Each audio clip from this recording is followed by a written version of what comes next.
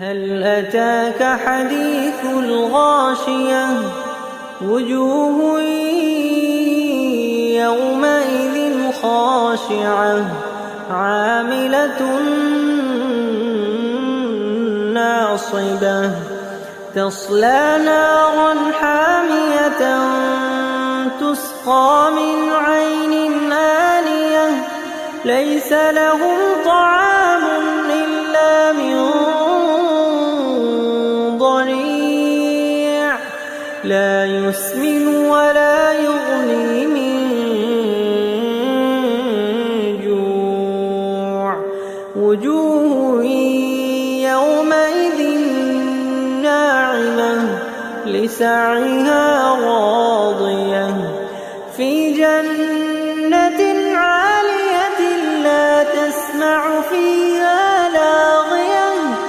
فيها عين جارية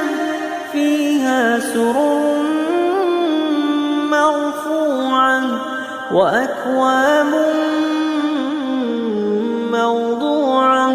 ونمارق مصفوفة وزرابي مبثوثة أفلا ينظرون إلى الإبل كيف خلقت وإلى السماء كيف رفعت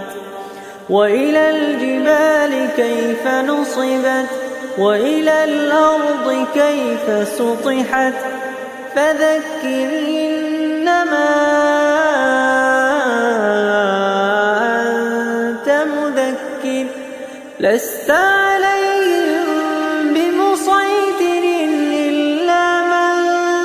تولى وكفر فيعذبه الله العذاب الأكبر